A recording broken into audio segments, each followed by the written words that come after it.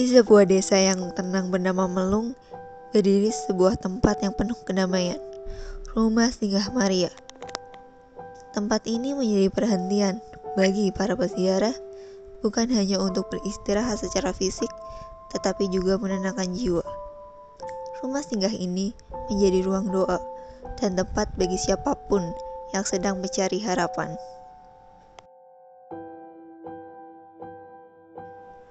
Setiap tempat suci dimulai dari niat yang tulus. Begitu pula dengan rumah singgah Maria Melung. Tempat ini lahir dari kesadaran sederhana bahwa manusia dalam perjalanannya memerlukan ruang untuk berhenti.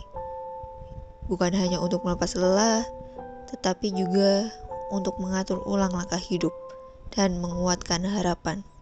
Bisa minta tolong ceritakan latar belakang berdirinya rumah singgah nggak ya? Ya. Rumah Singgah Maria Melung yang berada di Desa Melung, tepatnya Kecamatan Kedung Banteng, Kabupaten Banyumas, itu digagas dan didirikan pada tahun 2014.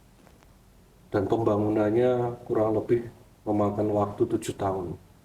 Karena medan yang tidak mudah, berbukit dan menanjak, dan juga kita banyak beradaptasi dengan kontur tanah dan alam, maka pembangunannya membutuhkan waktu. Rumah Singgah Maria dulu digagas oleh seorang uskup Gereja Katolik, yaitu Bapak Monsinyur Julianus Sunarko. Sudah almarhum, dan waktu didirikan, salah satu misinya adalah menjadikan tempat itu menjadi tempat doa bagi siapapun, menjadi tempat orang olah rohani. Jadi Rumah Singgah Maria memang sejak awal sudah dikonsep menyatu dengan alam supaya dekat dengan Tuhan. Itu Rumah Singgah Maria pada awalnya disiapkan dengan tujuan itu. Dari latar belakang tersebut bisa diceritakan mengenai filosofi atau nilai-nilainya? Ya, Rumah Singgah Maria sebagaimana namanya menggunakan kata rumah, ingin mengajak semua orang yang datang ke sana itu kembali ke rumah, di mana semua orang bisa menyampaikan keluh kesahnya, kesedihan, kegembiraannya, dan juga keprihatinan, harapan juga kepada Tuhannya. Siapapun dia yang datang ke sana dari latar belakang agama apapun, kalau sudah kembali ke rumah itu kita menjadi orang apa adanya. Tempat di mana orang di situ bisa makan bersama tanpa melihat kamu sukunya apa, agamanya apa, rasnya apa. Rumah itu mempersatukan pasti. Karena di saat di rumah itu ada anggota keluarga yang lahiran mengumpulkan orang. Ada anggota keluarga yang menikah mengumpulkan orang. Ada keluarga yang meninggal dari berbagai tempat siapapun dia berkumpul jadi satu. Maka konsep rumah, kata rumah itu adalah menjadikan kalian semua yang datang ke sana adalah anggota keluarga bagi kami, Rumah Singgah Maria. Dan Rumah Singgah Maria ini secara filosofi menggunakan prinsip rohani, yaitu penghormatan kepada Siti Miriam atau Bunda Maria dalam Gereja Katolik, yang kami sungguh menghormati dia sebagai perempuan suci yang dihormati. Itulah mengapa nama Rumah Singgah Maria secara filosofis memiliki makna seperti tadi. Rumah Singgah Maria Melung bukan hanya sekadar tempat untuk berdoa, tetapi di sini juga terdapat sambutan hangat dengan secangkir teh dan lilin-lilin untuk berdoa. Di tempat ini juga para pengunjung mendapatkan kedamaian bahkan sebelum berziarah.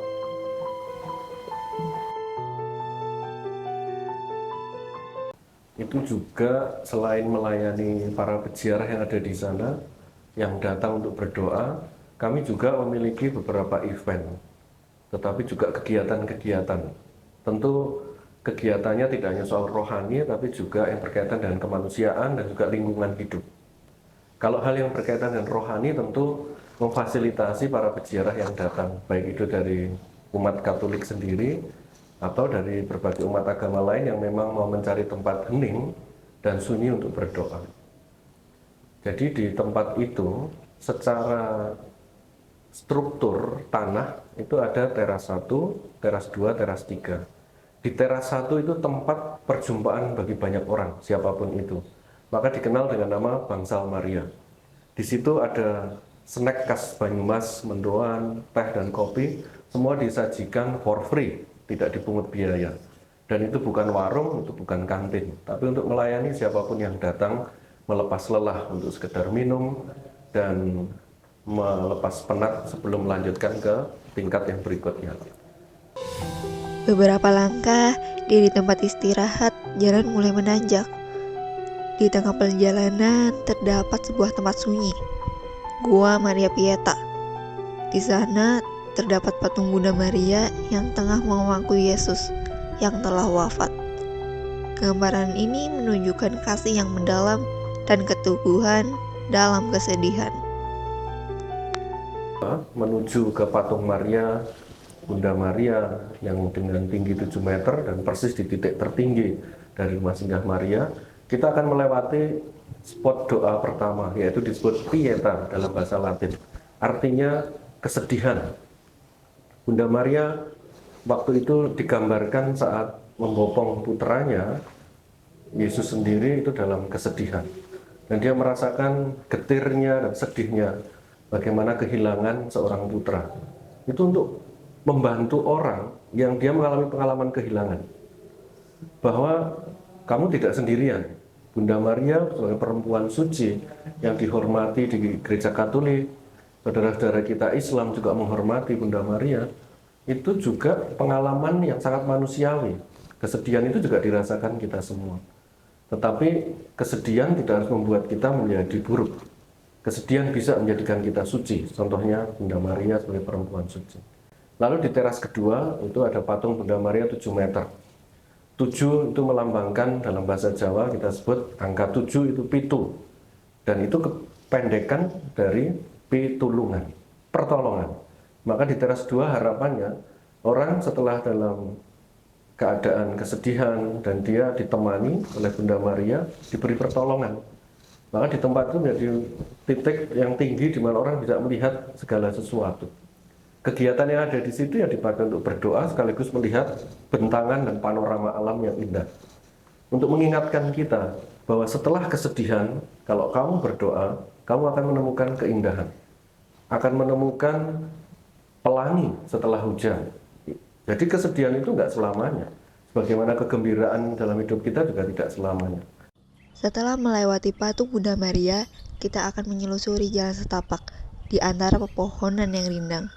Suara angin, daun yang berguguran, dan aliran air sungai menciptakan suasana hening yang mengajak kita untuk merenung.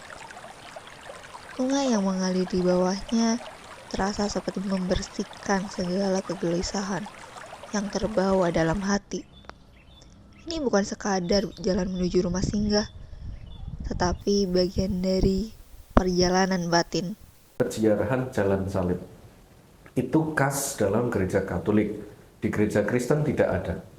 Maka mengapa memang Kristen dan Katolik, dua agama ini dibedakan? Karena gereja Katolik kita menyadari bahwa ada jalan penderitaan untuk sampai pada kemuliaan. Maka apapun yang terjadi di Jalan Salib itu untuk mengingatkan Bunda Maria menemani putranya dalam kesengsaraan. Dihina, diludahi, dilukai, dicambuk, dilempari batu, terjatuh, bangun lagi, ditolong oleh orang lain. Itu hakikat kemanusiaan kita. Jadi Maria ingin supaya orang menyaksikan bahwa hidup ini ditempuh dengan tidak mudah, tetapi pada akhirnya akan mencapai pada kemuliaan yang sesungguhnya. Itulah perjalanan hidup manusia digambarkan dengan jalan salib. Maria menemani putranya Yesus Kristus. Jalan salib di tempat ini bukan hanya mengenang penderitaan. Ini adalah perjalanan spiritual untuk merenungi makna pengorbanan dan belas kasih. Setiap langkah membawa peziarah dalam keheningan, bersama doa dan beban hidup yang tak selalu bisa diucapkan. Air mata yang jatuh dan doa yang terucap dalam hati menjadi bagian dari proses penyembuhan. Di akhir perjalanan, kita tiba di Goa Maria, sebuah ruang doa yang tenang. Terdapat senang air suci yang menetes perlahan, dan patung Tuhan Yesus yang berdiri dengan tenang. Air yang mengalir dari batu mengingatkan kita bahwa kasih dan pengampunan dari Tuhan tidak pernah habis, bahkan untuk jiwa yang sedang rapuh. Setelah itu naik ke teras 3. Tempat itu lebih sunyi lagi, kegiatan di sana. Setelah melintasi sungai, tiba-tiba tempat itu menjadi sangat hening dan sunyi dengan latar belakang dinding alam Bukit Cendana yang itu sudah ribuan tahun berada di situ. Disitulah ada salah satu tempat mata air di bawah tanah dan berada di bawah gua batu. Mata air itu murni, maka orang bisa meminum langsung dari mata air di situ. Kegiatan di situ apa? Berdoa, menyucikan diri. Jadi orang setelah mengalami kehidupan dari kesedihan, dia bergulir menuju kegembiraan, perlu dia di tempat yang itu hening untuk mengucap syukur. Pada akhirnya kita itu harus bersyukur atas apa yang kita terima dalam hidup kita. Baik itu kesedihan, kegembiraan harus disyukuri sebagai manusia. Di tempat sendang itu mengapa harus masuk ke dalam kegiatannya sambil menyalakan lilin? Itu untuk mengingatkan kita bahwa dengan bersyukur kita selalu punya harapan. Dan mata air di situ bisa diminum untuk memberi kesegaran. Dan mata air di situ sudah kami lakukan uji menggunakan teknologi. Kami mendatangkan seorang ahli dari Singapura dan studi khusus tentang air, dan kandungan TDS di situ amat sangat rendah. Hanya kurang lebih sekitar 22-27 TDS sebagai satuan mineral yang ada di situ. Mengapa banyak orang mengalami mukjizat kecil di situ? Dengan membasuh dirinya, mencuci kakinya, memurnikan, banyak disembuhkan. Karena pada prinsipnya air itu secara natural dari mata air, dan itu pasti mengalir dari Gunung Slamet, gunung tertinggi di Jawa Tengah, itu sudah datang dari Tuhan sendiri sebagai sesuatu yang alamiah. Di situ orang bisa bertapa, mengucap syukur dalam diam. Karena tempat itu memang tidak luas, tapi membantu orang di sela-sela batu untuk hanya berinteraksi hanya dengan Tuhan, tidak terganggu dengan apapun. Kalau untuk peran rumah singgahnya, harapannya ke depannya gimana ya? Untuk peran rumah singgah Maria tentu yang pertama dan utama mengajak semua orang untuk kembali pada kehidupan rohani spiritual. Jadi rumah singgah Maria ini dibangun dengan harapan semua orang ingat dan sadar bahwa kehidupan ini tidak hanya tentang materi, tetapi juga ada tentang spiritual. Kehidupan ini nggak hanya bicara tentang aku dan sesamaku, tapi aku dan Tuhanku. Itu mengapa lalu rumah singgah Maria ini disiapkan sungguh dengan tujuan itu. Siapapun yang datang ke sana diharapkan dia menemukan kembali kekuatan rohani.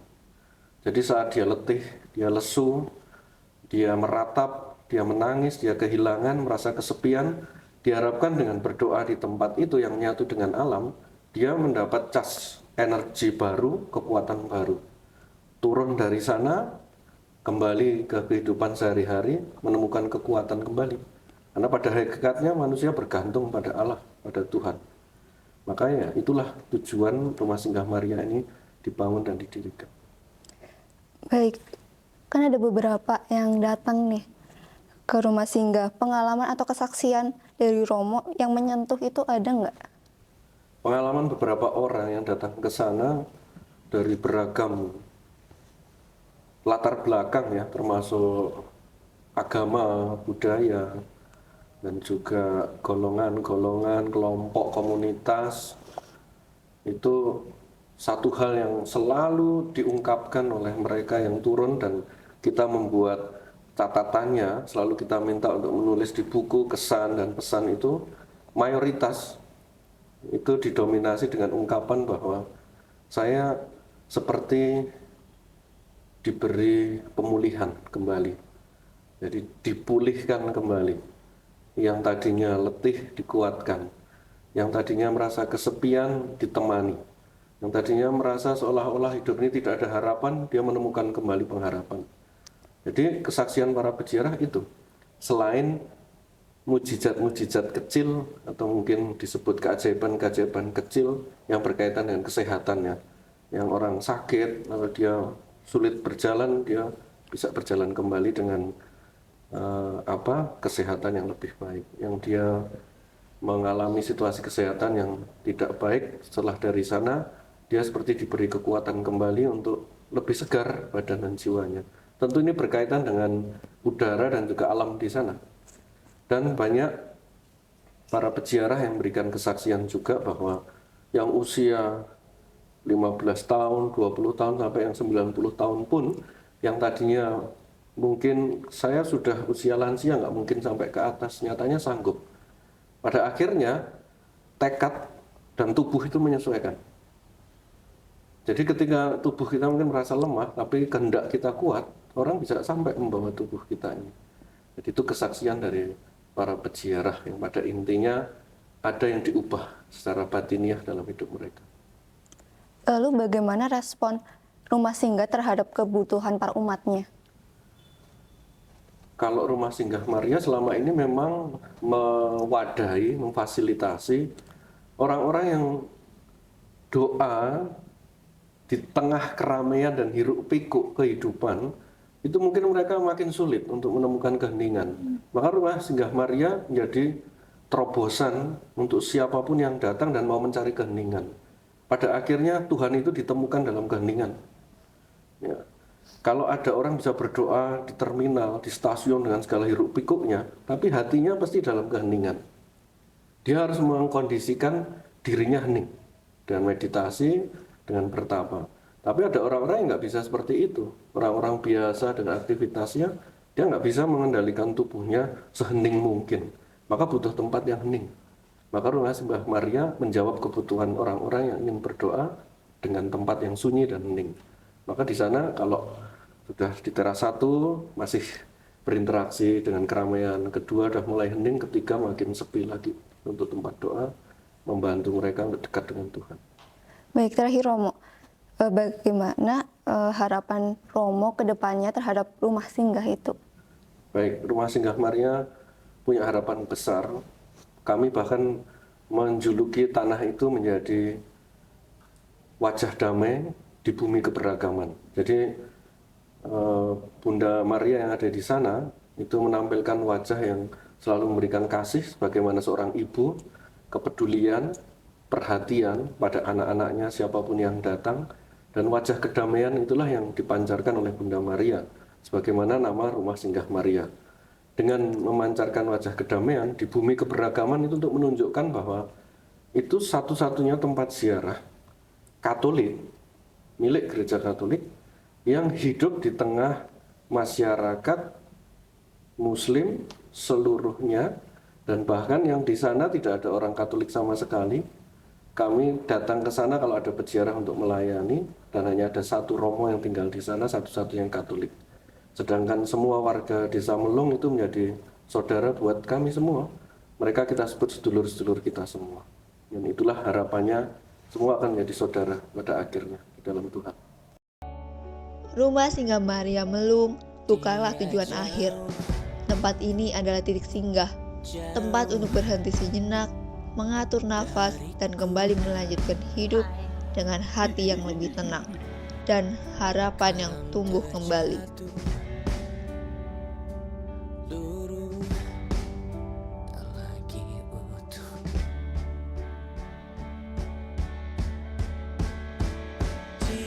Dia